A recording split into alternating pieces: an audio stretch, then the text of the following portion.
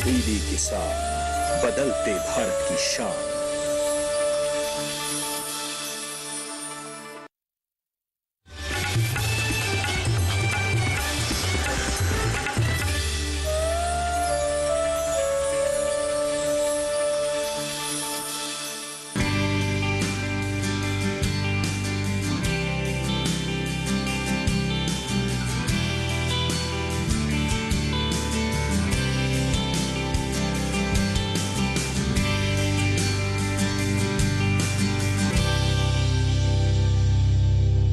नमस्कार, आप देख रहे हैं दूरदर्शन किसान। गांव किसान की एक नई कड़ी में मैं अदिति शर्मा आप सभी का स्वागत करती हूं।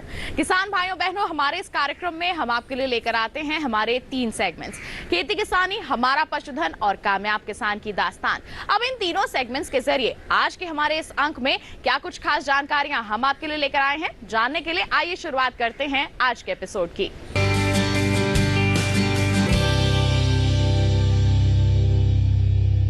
हम कितना स्वस्थ जीवन जिएंगे ये काफी हद तक हम पर ही निर्भर करता है। पिछले साल हमने कोरोना महामारी को देखा है, इसमें कितने ही बदलते हालातों का सामना किया है, लेकिन हमने ये भी सीख लिया है कि किस तरह से हम अपने जीवन को स्वस्थ बना सकते हैं। हमारे जीवन के लिए ये जो हमारे पेड़ पौधे हैं, प्रकृति का जो ये तोहफा है, ये कितना ही महत्वपूर्ण है। ऐसे में इसके संरक्षण के लिए हमें कदम उठाने चाहिए। लेकिन आज हम आपको एक ऐसी जगह पर ले जाएंगे जहां पर ये सकारात्मक प्रयास पहले से ही किए जा रहे हैं। तो आइए सेगमेंट हमारे खेती किसानी पर नजर डालते हैं।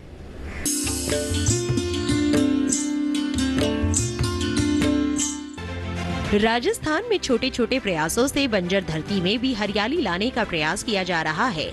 इस धारणा को आम लोगों तक पहुंचाने के लिए जोबनेर कृषि विश्वविद्यालय अपनी अहम भूमिका निभा रहा है। विश्वविद्यालय ने अपने परिसर में करीब 13 से 14 हजार पौधों का रोपण किया, जो अब अपनी काफी अच्छी स्थिति में है। इस पहल का श्रेय जाता है वहाँ के कुलपति डॉक्टर JS संधू को, जिन्होंने शुरुआती दौर में ही परिसर में लगे पेड़ों की गिनती कराई, जो महज 2000 के आसपास थी। फिर क्या था, उन्होंने इस आंकड़े में इजाफा करने के लिए सार्थक कदम उठाए कि हमें पर्यावरण के प्रति आम जनमानस को अवेयरनेस क्रिएट करें, उनका कैसे संरक्षण करना है पर्यावरण का, ये सब चीज़ें उसमें जो है बहुत महत्वपूर्ण है। और उसके क्या क्या अंग हैं उनके बारे में आपको मैं बताऊंगा। उससे पहले जो सबसे चिंताजनक का बात यह है कि जो विश्व का पर्यावरण सूचांक जो तैयार किया, इंडेक्स तैयार किया, उसमें 180 देशों में भारत का सबसे पीछे नाम आता है। तो ये हमारे सब भारतीयों के लिए चिंता का विषय है और हो सकता है उसी से हमें बहुत ज़्यादा प्रेरणा मिली हो। और हमने इस विश्वविद्यालय में श्री नरेंद्र एग्रीकल्चर यूनिवर्सिटी जोबनेर में जब मैं आया तो यहाँ पर मैंने पौधों की गिनती कराई, पेड़ों की गिनती कराई, तो तकरीबन 2000 पेड़ लगे हुए थे। और आज के दिन मैं आपको कहूँ तो 13,000 14,000 प्लांट जो है हमने इस विश्वविद्यालय में लगा दिए हैं। कुछ तो यहाँ पर पुराने जो पौधे लगे थे उनकी कटाई छटाई की, कुछ हमने नए लगाए, उनका देखभाल किया। अब जो पीछे आप देख रहे हैं शीशम का एक ऑर्चर्ड टाइप है, ये एक महत्वपूर्ण रूप में उभर रहा है और हो सकता है कि 2-3 के साल में ये यूनिवर्सिटी के लिए एक वेल्थ का रूप बन जाए और अच्छा एक इनकम यूनिवर्सिटी को आ जाए। और इसी के साथ साथ आसपास में जितने भी किसान भाई हैं उनको ये मटेरियल हम उपलब्ध कराएं ताकि वो भी इस पर्यावरण की सुरक्षा के प्रति आएँ। हमें पता है कि जो कोविड आया उसमें ऑक्सीजन की कमी से कितने लोग की डेथ हो गई। तो ये हमारा अब कर्तव्य बन जाता है कि पर्यावरण को ज़्यादा से ज़्यादा संरक्षित करें, ज़्यादा से ज़्यादा पेड़ पौधे लगाएं और ऐसी जगह पर लगाएं जहाँ पर अभी तक कुछ नहीं लगा है, और उस जगह को भी कवर करें जिसमें टोटल जलवायु परिवर्तन जो हो रहा है, कार्बन डाइऑक्साइड बाहर निकल रही है जिससे तापमान में बढ़ोतरी हो रही है, ग्रीन हाउस गैसेज जो है वो हमारे स्वास्थ्य के लिए हानिकारक होती जा रही हैं और सारा वातावरण जो उथल पुथल हो रहा है उनको बचाने का एकमात्र साधन है कि हम वन की रक्षा करें, नए पेड़ पौधे लगाएं। संधू जी ने राजस्थान की सबसे बड़ी समस्या यानी पानी की समस्या का भी तोड़ निकाला, जिससे लगाए गए पौधों को साल भर पर्याप्त पानी मिल सके। इसके लिए अलग अलग पॉन्ड बनाकर जल संचय किया जाता है। वो बताते हैं कि इस सुविधा से हमने करीब 31,000 पौधे लगाकर ग्रीन कैंपस बनाया है। इसके अलावा प्रदूषण जैसी समस्या का सामना करने के लिए सोलर पैनल लगाए हैं, जिससे विश्वविद्यालय के लिए उपयोग की जाने वाली ज्यादातर बिजली इन्हीं पैनल से मिल जाती है। क्योंकि पौधों को जिंदा रहने के लिए पानी की ज़रूरत है, और क्योंकि यहाँ राजस्थान में पानी की बहुत कमी है, पानी को सुरक्षित करना, उनको पौंड में हार्वेस्ट करके रखना, उस दिशा में भी विश्वविद्यालय ने बड़े स्तर पर कार्य किया है। और अब हमारे पास वर्ष भर का पानी रहता है। पहले हम कहीं बाहर से टैंकरों से खरीद कर लाते थे, और पूरे विश्वविद्यालय में अब मैं आपको बताऊं कि जो इसका यूरिडिक्शन एरिया है 8 जिले, तो 31,000 से ऊपर हमने पौधे पूरे सभी जगह लगा दिए हैं, और तकरीबन सभी जिंदा हैं। तो इस तरह से एक जो ग्रीन कैंपस डेवलप करने में हमने यहाँ पर कार्य किया है। ग्रीन कैंपस के साथ साथ हमने ये भी कहा है कि जो प्रदूषण उसको कैसे कम कर सकें। हमने जो हमारी जो इलेक्ट्रिसिटी थी उसकी जगह पर हमने सोलर पैनल लगा दिए हैं। आधे से ज़्यादा जो है हमारी जो एनर्जी है हम सोलर पैनल से पैदा कर रहे हैं, क्लीन एनर्जी से। और विश्वविद्यालय में हमने रिक्शा खरीदे हैं, ताकि रिक्शे के साथ ही बहुत सारे काम करें। यहाँ पर हमें ट्रैक्टर ना चलाना पड़े, जहाँ कोई दूसरा साधन ना चलाना पड़े, बच्चों के खेत में आने जाने के लिए उसी से प्रबंध करें। इसके साथ साथ हॉस्टल में जो, क्योंकि गर्ल्स हॉस्टल भी बच्चियाँ पढ़ती हैं, नैपकिन डिस्पोजल के लिए हमने वो जो श्रेडर वगैरह है उनका प्रबंध किया है। साथ ही साथ जो हमारा पानी पेस्ट हो जाता है, सीवरेज वाटर जो होता है जिसको सीधा यूज़ नहीं किया जा सकता, उसके लिए एक सीवरेज ट्रीटमेंट प्लांट ऑलमोस्ट बन के तैयार है। इस तरह से विश्वविद्यालय में जितने कार्य जो पर्यावरण को सुरक्षित करने के लिए पिछले 2 वर्षों में मेरे और मेरी पूरी टीम ने मिलकर इस दिशा में कार्य किया है। इसके अलावा हर मेड़ पर पेड़ वाली विचारधारा पर उनकी क्या राय है, जान लेते हैं। मेड़ पर पेड़ माननीय प्रधानमंत्री साहब ने जब शुरू में आए, उन्होंने आह्वान दिया था, क्योंकि पर्टिकुलरली जहाँ पर ज़मीन कम है, पंजाब हरियाणा में, वहाँ पर पॉपुलर बहुत लगाया जाता है, और वो मेड़ पे लगाया जाता है और फार्मर की एक्स्ट्रा इनकम है। उसी दिशा में यहाँ पर भी ज़्यादा ठंड और गर्मी पड़ती है, चारों तरफ मेड़ बनाने की जगह आप पेड़ लगाइए, 2-3 रोज़ पेड़ के लगाइए, ताकि पौधे आपके जो फसल है वो ठंड से भी बच पाए, ज़्यादा गर्मी से भी बच पाए। उस दिशा में भी वहाँ के यहाँ के बहुत बार फार्मर ने उसमें उत्साह दिखाया है, यूनिवर्सिटी से प्रेरणा ली है। यूनिवर्सिटी ने भी अपनी दिशा में ऐसे बहुत सारे पौधे आइडेंटिफाई कर दिए हैं जो किसानों को मिल सके। और मेड़ पर पौधा लगाना मतलब माननीय प्रधानमंत्री साहब की सोच है कि फार्मर की इनकम 3 साधनों से आनी चाहिए, खेती से आनी चाहिए, पशुधन से आनी चाहिए, और पेड़ों से आनी चाहिए, फॉरेस्ट से आनी चाहिए। सोशल फॉरेस्ट्री को बहुत बढ़ावा दिया गया है, नेचुरल फार्मिंग, और जो अपन जो है ऑर्गेनिक तरफ जो माननीय प्रधानमंत्री साहब का आह्वान किया है पूरे देश को, उस दिशा में हम धीरे धीरे अपने पूरे सिस्टम को स्टेप बाय स्टेप जो है उस तरफ दिशा में बदल रहे हैं। और आने वाले जो टाइम पर हम जो भी प्रोड्यूस करेंगे, हेल्दी प्रोड्यूस करेंगे, न्यूट्रिटिव प्रोड्यूस करेंगे, ताकि जो है जनरल हेल्थ हमारी पब्लिक की और जो हमारा पॉपुलेशन बढ़ रहा है उसको खाद्यान्न की पूरी पूर्ति कर सके। इस तरह में विश्वविद्यालय कार्य कर रहा है। ये प्रयास एक जीवंत उदाहरण है कि किसान किस तरह से विषम हालातों में भी सुलझा हुआ रास्ता निकालकर आने वाली समस्याओं पर विजय पा सकते हैं।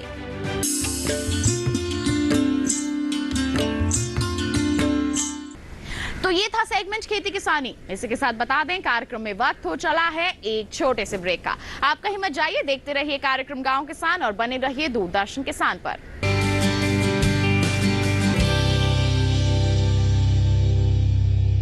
लहलहाती फसल, भरे पूरे खेत खलिहान, हर किसान का बस यही अरमान।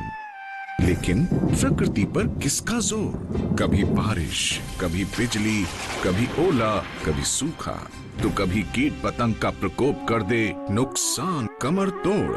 भैया खेती में तो जोखम रहता ही है, अब क्या करें? अब प्रकृति का कोनो उपाय है का? प्रकृति का तो नहीं, मगर नुकसान का उपाय है। अच्छा, हाँ, AIC से फसल बीमा। फसल बीमा मतलब मामूली सा प्रीमियम दो और बड़ी चिंता से मुक्ति पाओ। अरे वाह। EIC से अपनी जरूरत अनुसार कोई फसल बीमा चुने, जैसे प्रधानमंत्री फसल बीमा योजना। बुआई से लेके कटाई तक प्राकृतिक आपदा से सुरक्षित रहे किसान, भरपाई हो पूरी अगर फसल का हो नुकसान। जब AIC का है साथ तो ना डर ना फिक्र की बात। Agriculture insurance company of India limited, AIC।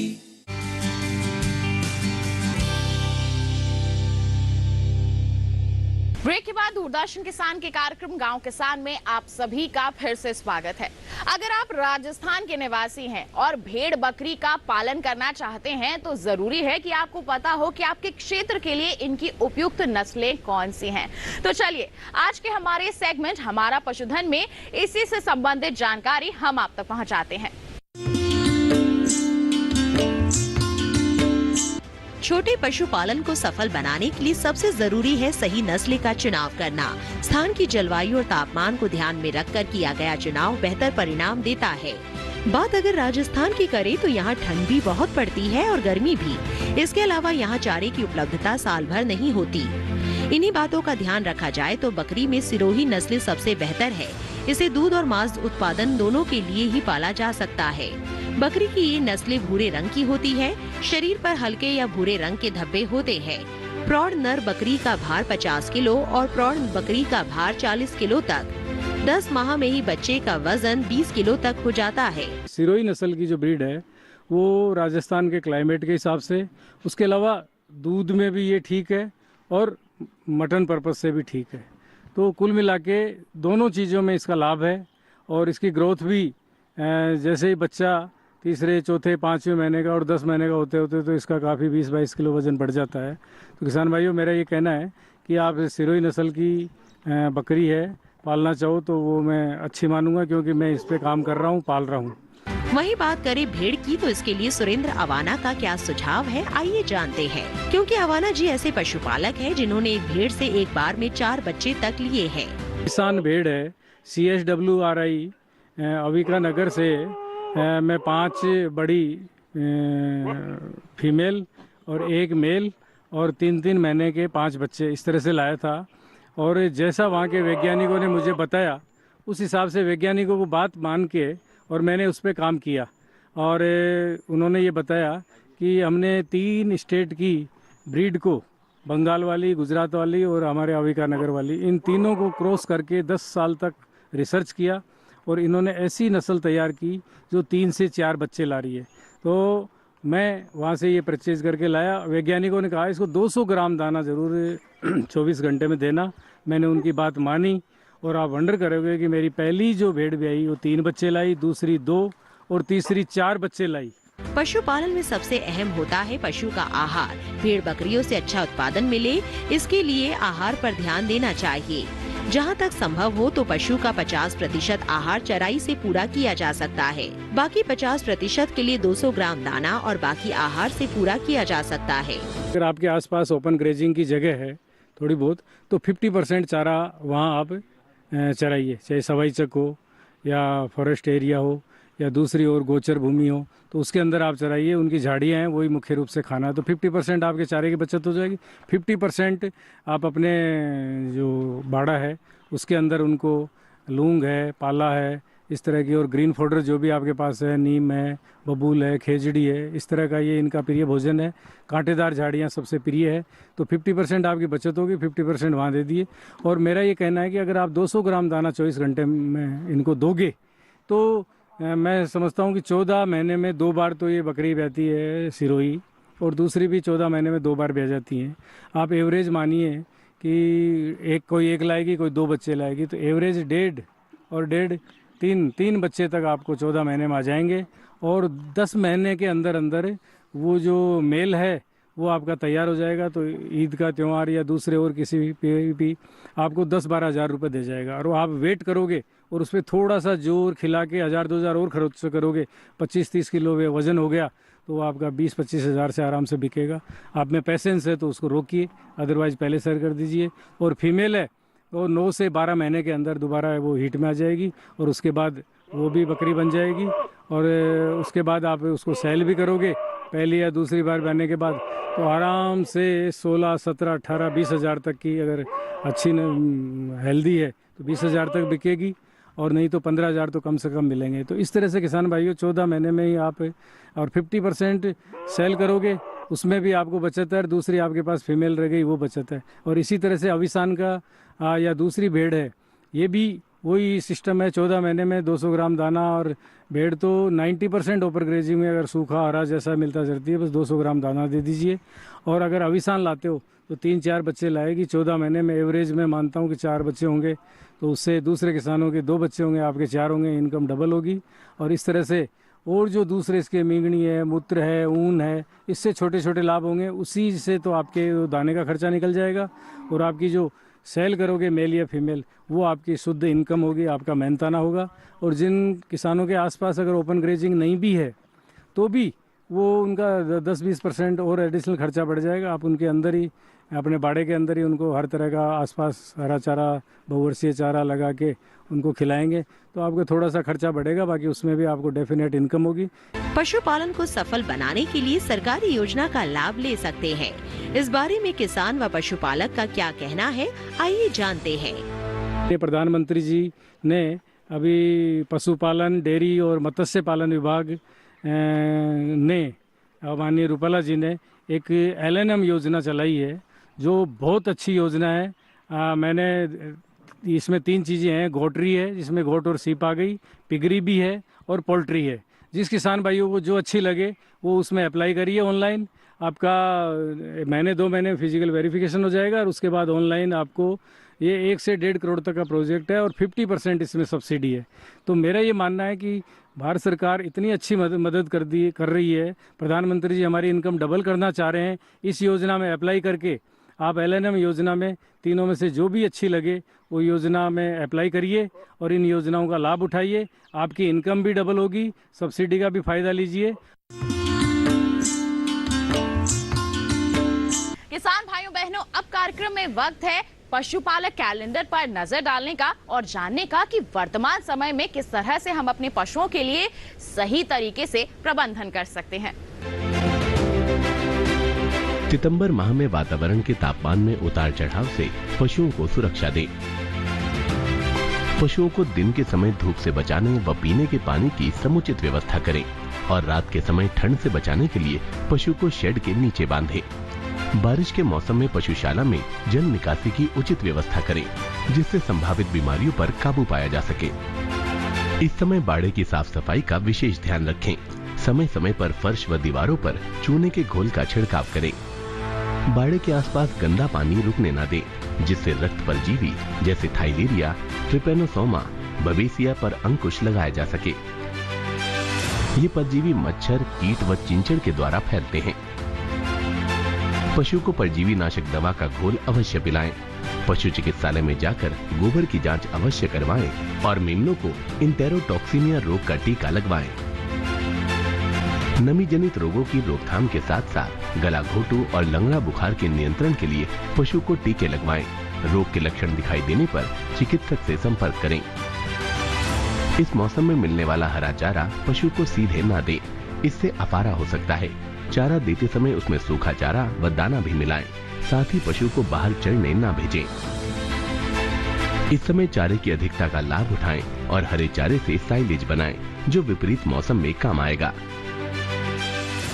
तो ये था सेगमेंट हमारा पशुधन। बता दें इसी के साथ कार्यक्रम में वक्त हो चला है एक और छोटे से ब्रेक का। आप कहीं मत जाइए, देखते रहिए कार्यक्रम गांव किसान और बने रहिए दूरदर्शन किसान पर।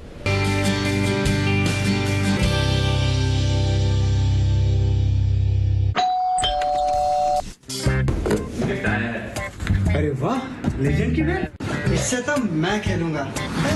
फ्यूचर बैटिंग लेजेंड है। इसमें जिसका नाम लिखा है बैट उसी को मिलेगी। अरे यार, देखा, अगर इस पे मेरा नाम नहीं लिखा होता तो कितनी दिक्कत हो जाती। इसलिए RBI कहता है बैंक अकाउंट हो या बैंक लॉकर, उसमें नॉमिनी का नाम जरूर दर्ज करें, ताकि आपकी जमा पूंजी उसी को मिले जिसे आपने नामित किया है। RBI कहता है जानकार बनिए, सतर्क रहिए।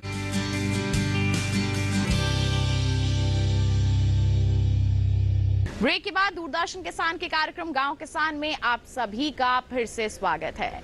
आज के हमारे कामयाब किसान की दास्तान सेगमेंट में हम आपकी मुलाकात करवाने वाले हैं एक ऐसे किसान से जो एक नहीं, दो नहीं, बल्कि खेती किसानी की कई विधाओं से जुड़े हुए हैं और मुनाफा भी कमा रहे हैं। यकीन नहीं होता ना आपको? तो चलिए लेके चलते हैं आपको जयपुर और आज के हमारे सफल किसान से आपकी मुलाकात करवाते हैं।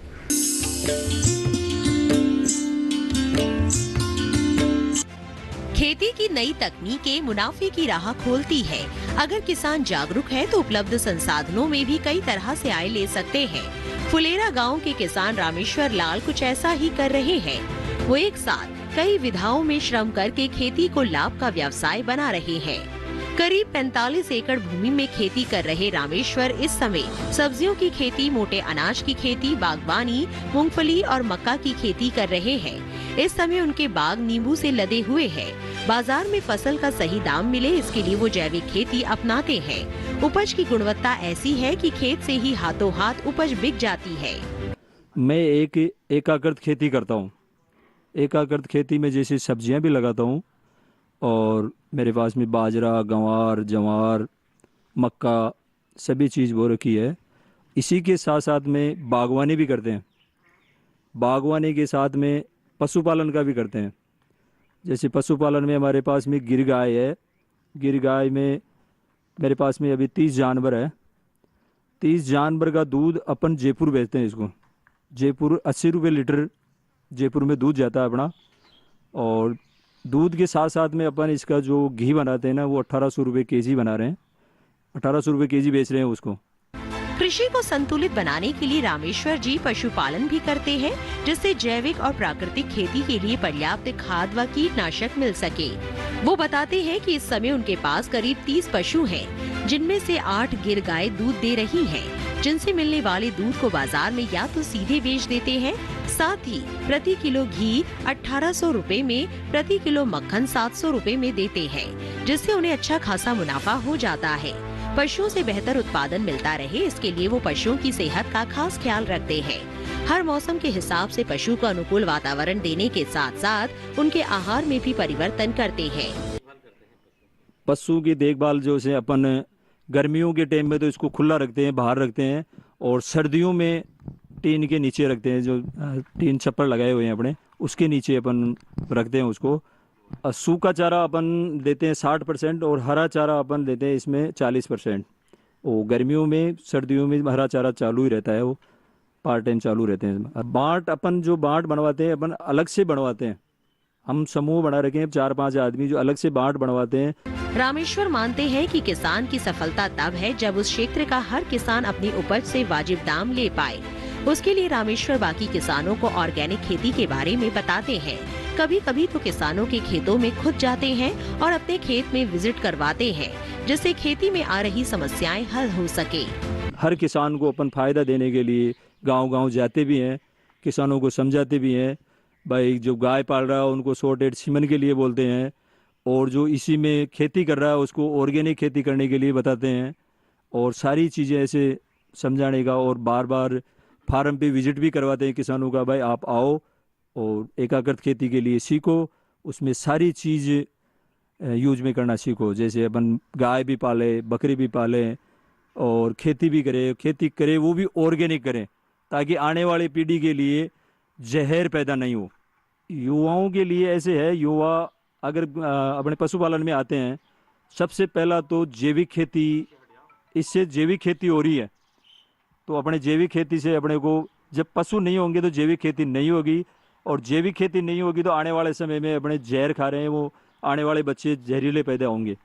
तो इससे अपने को जैविक खेती करना सीखो और पशुपालन पालना सीखो, तो इससे जैविक खेती भी हो जाएगी और अपना आमदनी भी बढ़ जाएगी इससे। रामेश्वर जी जैसे किसान अपने प्रयासों से अकेले सफल नहीं हो रहे, बल्कि अपने साथ सफलताओं का कारवां लेकर चल रहे हैं, जिससे हमारे देश में कृषि के हर क्षेत्र में आत्मनिर्भरता आ सकेगी।